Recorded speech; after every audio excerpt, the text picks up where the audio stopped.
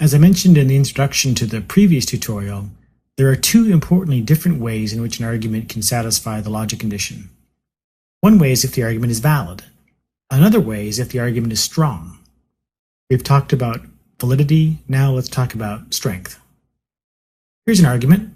All humans have DNA, the molecule that carries the genetic information that you inherit from your parents. Pat is human, therefore Pat has DNA. This is a valid argument. If the premises are true, the conclusion can't possibly be false. Now take a look at this argument. 50% of humans are female. Pat is human, therefore Pat is female. That percentage isn't exact, but we're not interested in hearing whether the premises are actually true. We're interested in whether, if they were true, the conclusion would follow. In this case, the answer is clearly no. Knowing that Pat is human doesn't give us any good reason to think that he or she is female. This is an example of an argument that does not satisfy the logic condition. Now take a look at this argument. 90% of humans are right-handed. Pat is human, therefore Pat is right-handed. This argument is different. In this case, the premises make it very likely, 90% likely, that the conclusion is true. They don't guarantee that Pat is right-handed, but we might still want to say that they provide good reasons to think that Pat is right-handed. And if that's the case, then we should say that this argument satisfies the logic condition. Because it has the property that, if all the premises are true, then they give us good reason to believe the conclusion. This difference is what the distinction between weak and strong arguments amounts to. The argument on the left is what we call a logically weak argument. It does not satisfy the logic condition, and so it can't be a good argument. The argument on the right is a logically strong argument. It does satisfy the logic condition, so it can be a good argument. This is what distinguishes these two arguments, but note what they have in common. They're both logically invalid. In a valid argument, if the premises are true, the conclusion can't possibly be false. But neither of these arguments guarantees certainty.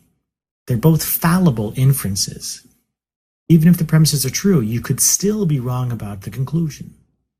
But the difference is that in a strong argument, the premises make the conclusion very likely to be true. A weak argument doesn't even give us this.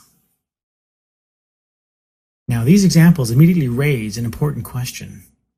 How strong does the inference have to be for the argument to satisfy the logic condition and qualify as a strong argument? Or put another way, with what probability must the conclusion have to follow from the premises for the argument to qualify as strong? 50% is clearly too weak. 90% is clearly strong enough. But where's the cutoff? What's the threshold that the strength of the logical inference has to meet to count as satisfying the logic condition? Well, it turns out that there is no principled answer to this question. The distinction between valid and invalid arguments is a sharp one. Every argument is either valid or invalid. There are no degrees of validity. Validity is like pregnancy. You can't be almost pregnant or a little bit pregnant. The distinction between strong and weak arguments, on the other hand, is a matter of degree. It does make sense to say that an argument is very strong or moderately weak or very weak. But the threshold between weak and strong arguments isn't fixed or specified by logic. It is, in fact, a conventional choice that we make. We decide when the premises provide sufficient evidence or reason to justify accepting the conclusion. There are no formal principles of logic that make this decision for us. This is actually a big topic. It needs a lot more space to properly discuss. And it really belongs in a course on inductive and scientific reasoning. But there are some common argument forms that people generally recognize as valid, strong, or weak that are helpful to know. Here are some simple argument forms that are recognized as valid, strong, and weak, respectively. The forms are identical except for the highlighted words. All A or B, most A or B, almost all A or B, some A or B. An example of a valid argument of this form is all actors are robots. Tom is an actor, therefore Tom is a robot. We've seen this one before.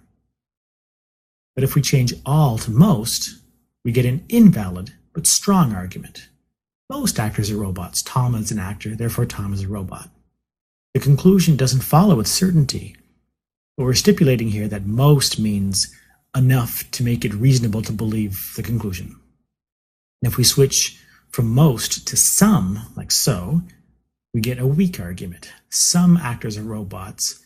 Doesn't even guarantee 50-50 odds. Some just means at least one actor is a robot. Now, these definitions summarize what we've seen so far. Validity, strength, and weakness are logical properties of arguments. They characterize the logical relationship between the premises and the conclusion. With valid arguments, the conclusion follows with certainty. It's impossible for the premises to be true and the conclusion false.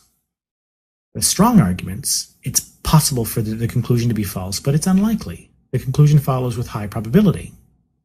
With weak arguments, the conclusion isn't even likely or highly probable. It doesn't necessarily mean that it's unlikely either, or that the conclusion is very low probability of being true. It just means that the premises don't give us good enough reason to think the conclusion is true. And finally, both valid and strong arguments satisfy the logic condition for an argument to be good. Weak arguments fail to satisfy the logic condition and so are automatically ruled out as bad.